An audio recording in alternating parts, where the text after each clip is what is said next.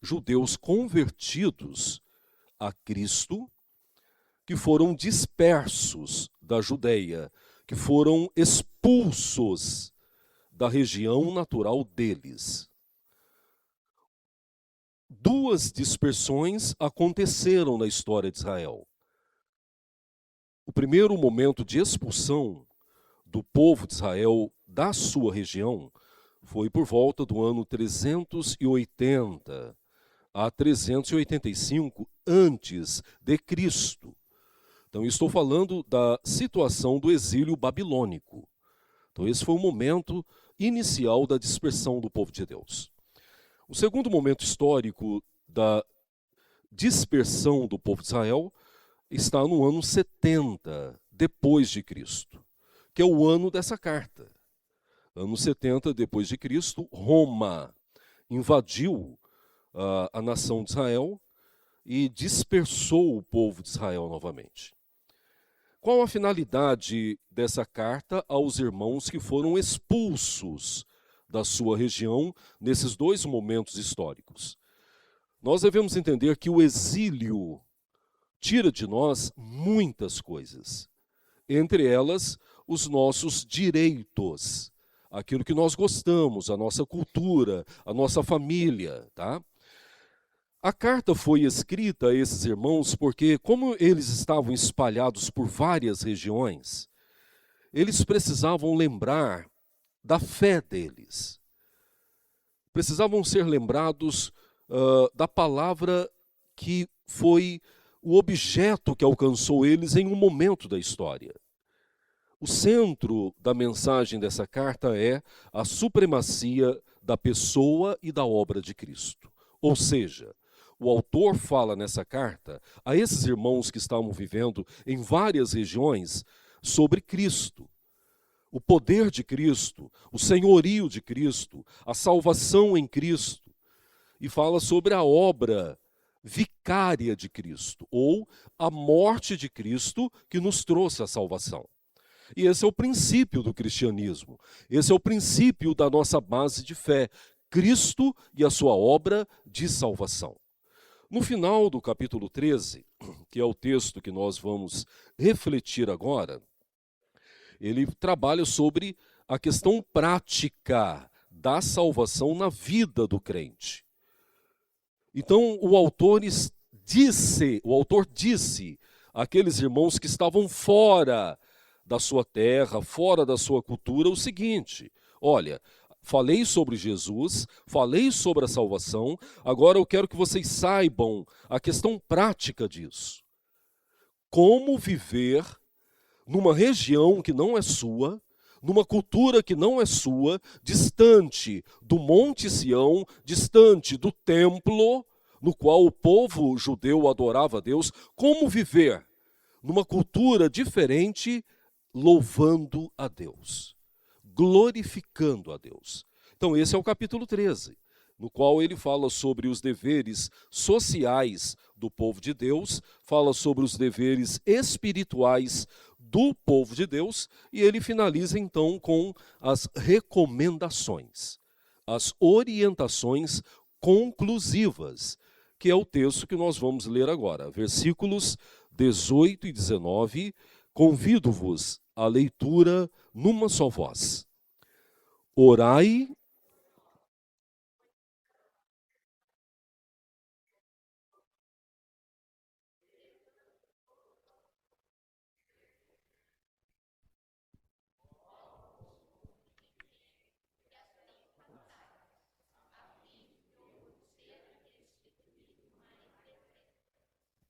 Senhor, acabamos de ler a tua palavra. Fale aos nossos corações. Queremos viver para a glória do Senhor. Acabamos de cantar ao Senhor que fomos transformados para servir a Ti, para viver para Ti. Pedimos que nesse momento a sua palavra possa orientar as nossas vidas a uma direção que realmente possamos viver para a glória do Senhor. Oro em nome de Jesus. Versículo 18 é um pedido do autor. Ele finaliza, ele conclui essa carta fazendo uma solicitação. Orem por nós, intercedam por nós, clamem ao Senhor por nós, pois estamos persuadidos a termos boa consciência. A perspectiva do autor é a seguinte: olha, clamem a Deus a nosso favor, porque na nossa consciência há uma direção muito clara da vontade do Senhor. Há uma percepção muito clara na nossa mente, na nossa alma, no total do nosso ser, o que é glorificar a Deus por meio das nossas vidas. Há uma dedicação das nossas vidas em que a verdade da Escritura, que é Cristo Jesus, seja promulgada, seja proclamada, seja avisada para todos os povos. A consciência sobre a qual o autor está falando é um estado de espírito, é uma compreensão da alma de que não há nada mais importante para as nossas vidas do que servir a Deus falando dele. Falando das suas obras, falando da redenção, falando do amor, falando do perdão, da misericórdia, da graça de Deus para todos os povos. O autor compreendia que a finalidade da igreja, que a finalidade da sua vida, que a finalidade da minha vida, a principal finalidade é falar do nome de Cristo Jesus. Em seguida, o autor aponta uma segunda realidade, ainda no versículo 18: desejando em todas as coisas viver de forma digna. E aí nós temos uma pergunta que precisamos responder aos nossos corações. Quando nós falamos que vivemos para Deus, quando falamos que existimos para servir a Deus, quando falamos que fomos salvos para glorificar ao Senhor, quando falamos que fomos transformados para viver para a glória de Deus, é isso mesmo que nós temos feito? Essa tem sido a nossa prática de vida? Ou simplesmente tem sido uma retórica muito bem elaborada? Ou simplesmente tem sido palavras dos lábios para fora? A perspectiva do autor era deixar bem claro para aqueles irmãos a grande mensagem que o poder de salvação de Cristo Jesus, que foi derramado sobre a vida do crente, tem a finalidade de transformá-lo para que ele sirva para a glória de Deus. E nós temos falado isso durante esses 2 meses, o mês de junho e o mês de julho, sobre a igreja que serve. A pergunta que deve ser levantada todos os dias por você e por mim é esta: eu glorifico a Deus com a minha vida? Eu estou vivendo de modo digno do evangelho que recebi? Toda a palavra que foi falada para mim e a graça da palavra que me alcançou e o poder de Deus que me salvou tem sido traduzido em obras que glorificam a Deus, que alegram ao Senhor. E nós já sabemos, nós não estamos falando de algo de religiosidade, ou de algo voltado simplesmente para a vida da igreja, ou para a nossa prática dentro dessa atmosfera cristã. Não é sobre isso que nós estamos falando. Nós estamos falando da nossa vida em todo o tempo. Quem nós somos no trabalho, quem nós somos nas nossas relações, quem nós somos no nosso namoro, no nosso casamento, na nossa família, quem nós somos na rua por onde passamos, quem nós somos aos olhos dos nossos vizinhos. É sobre isso que nós estamos pensando nesse momento. E é sobre isso que o autor está falando. Olha, vocês vivem numa situação totalmente adversa de vocês. Vocês foram expulsos da terra de vocês. Vocês não têm mais o Monte Sião, o templo, a tradição judaica. Vocês não têm nada mais disso. Mas o que vocês têm é o suficiente para fazer com que vocês glorifiquem a Deus por meio da vossa vida. E quem é suficiente para isso? Cristo Jesus. É isso que o autor está falando. Quando aplicamos isso para as nossas vidas, nós entendemos que ser crente é muito mais do que estar aqui.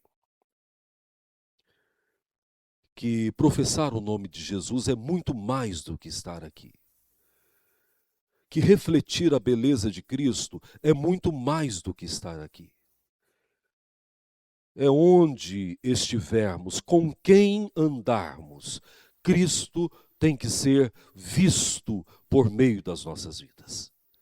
E finalmente o autor, no versículo 18, faz um pedido da alma. O rogar significa um pedido do profundo do ser, do mais profundo da alma, movido por sentimentos, emoções, amizade, intimidade. Isso é o pedido da alma. Versículo 19: rogo-vos com muito empenho.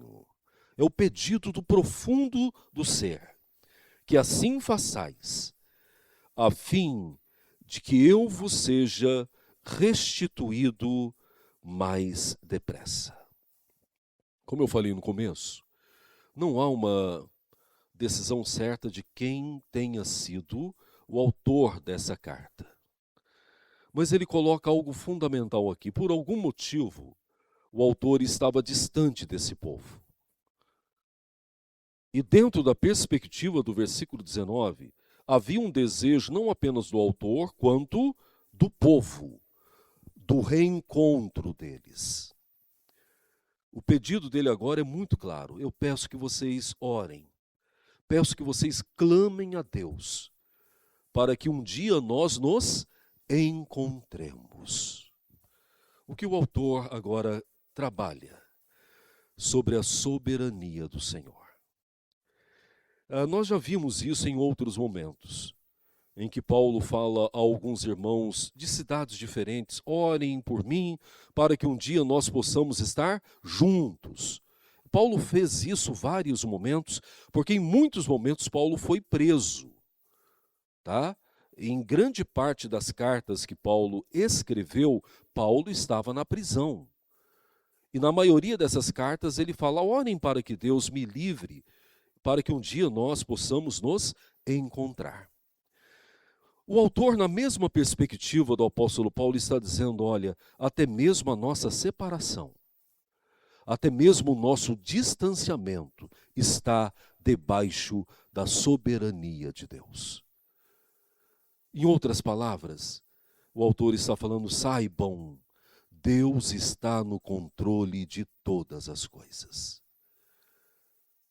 Quando nós aplicamos isso de forma mais clara ainda, na perspectiva dos dois versículos dentro do contexto, o autor está falando àqueles irmãos que estavam espalhados pelas mais variadas regiões. Olham e saibam, não é a tradição judaica, não é o templo, não é Sião que vai fortalecer as vossas vidas diante de Deus, é Cristo Jesus.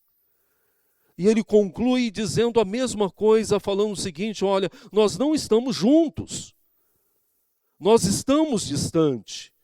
Orem para que um dia Deus nos aproxime, mas não é isso também que vai manter a vossa fé. E essa perspectiva é maravilhosa, porque todos os apóstolos que serviram a Cristo e a igreja em todo o tempo deixaram bem claro que quem conduzia a igreja, quem abençoava a igreja, quem cuidava da igreja, quem pastoreava a igreja foi o próprio Cristo Jesus. Então, de forma clara, o servo do Senhor está falando: confia em Deus. Vocês estão longe da terra de vocês, longe da cultura de vocês, longe de mim, mas é Jesus quem cuida de vocês. Que nós possamos entender isso. A nossa jornada é uma jornada parecida. A igreja do Senhor não pertence a essa esfera mundana. E quando eu falo de esfera mundana, eu falo do domínio mundano, de tudo aquilo que não glorifica a Deus, de tudo aquilo que é provocação, que é tentação para nós. Nós não participamos disso. Por outro lado, nós temos uma natureza corrompida. Nós somos pecadores, naturalmente pecadores e inclinados ao pecado. Não somos mais escravos do pecado, mas temos a inclinação para ele. Diante dessas duas realidades, o que resta para nós? Confiar que é Jesus quem cuida de nós. Segundo, confiar que o cuidado de Cristo para as nossas vidas tem que resultar no serviço para a glória de Deus. Por que Ele cuida de nós? Por que Ele te salvou? Por que Ele te libertou? Por que Ele te fez filho de Deus? Já respondeu essa pergunta? Teve uma ocasião que eu trouxe para vocês uma reflexão parecida. Será que o fim nosso é o céu? Eu fui salvo porque um dia eu vou estar no céu. É só essa a perspectiva? A Bíblia deixa bem clara em toda a esfera do Antigo e Novo Testamento que a salvação de Deus em nossas vidas já faz com que, no tempo presente, nós vivamos debaixo da glória de Deus. Falando de forma mais prática, é aquele hino que nós cantamos raramente e que fala de uma verdade absoluta. Seja onde for, na terra, no mar, na casa ou num casebre, com Cristo Jesus é céu ali. Nós devemos entender que nós já vivemos a experiência com Deus. Nós já experimentamos o céu porque Cristo está conosco. E a salvação nos faz com que, em vida presente, nós possamos glorificar a Deus e servir para a glória de Deus. E, finalmente, que nós entendamos que nessa caminhada tão desafiadora, é Jesus que nos fortalece. A igreja é muito importante. Ela é instituída por Cristo. A comunhão dos santos é muito importante. Ela é uma orientação divina para as nossas vidas. A denominação é muito importante porque ela define as orientações bíblicas, teológicas. A nossa é presbiteriana reformada. Mas o que mantém as nossas vidas é Cristo Jesus. Ele é o centro da nossa existência. Ele é o centro da nossa história. A expressão do próprio Cristo: sem mim nada podeis fazer. Que Ele te abençoe, que Ele te fortaleça e que Ele te conduza sempre para a glória de Deus, em nome de Jesus. Amém. Convido-vos a se levantarem, vamos orar ao Senhor, agradecê-lo por esse momento maravilhoso e pedir a Ele que continue falando aos nossos corações. Deus, obrigado pela Tua palavra. Obrigado porque nós estamos falando de um texto tão antigo, aproximadamente de 2000 anos, e ainda tão atual, que fala da graça de Cristo sobre nós, que fala que essa graça derramada abundantemente nos faz filhos de Deus, transformados para a glória de Deus, para vivermos para Ele, para servirmos a Deus com toda a nossa alma. Que revela também que não há obstáculos para aqueles que estão em Cristo Jesus, porque é Ele que sustenta, é Ele que fortalece, é Ele que santifica, é Ele que nos aproxima do Pai, é Ele quem nos aperfeiçoa, Ele é o fiel amigo, Ele é Salvador e Senhor. E que fala também que Ele caminha, que Ele cuida e em todo tempo Ele fortalece o seu povo. Então, ó Deus, continue guardando as nossas vidas. Nós estamos numa peregrinação. Nós não estamos num mundo que é amigável à Tua palavra. A propósito, é hostil, porque a cada momento a humanidade se distancia do princípio do amor e se aproxima dos valores egocêntricos. O egoísmo, o hedonismo e muitos outros valores de perspectiva própria da humanidade têm feito um distanciamento cada vez maior de Ti. E é nesse meio que nós encontramos. Mas mesmo estando em situações desfavoráveis, é o Senhor quem fortalece, é o Senhor quem abençoa, é o Senhor quem aperfeiçoa, é o Senhor quem conduz as nossas vidas. Obrigado pela presença do Senhor. Nos dê um domingo cheio da tua graça, da tua alegria, da tua companhia. Leve-nos aos nossos destinos, debaixo da mesma proteção que nos trouxeste aqui. E fica conosco também, depois desse culto, na escola bíblica dominical, para que todo o aprendizado que nós tenhamos seja colocado em prática para a glória do Senhor. Oração feita em nome de Jesus. Amém.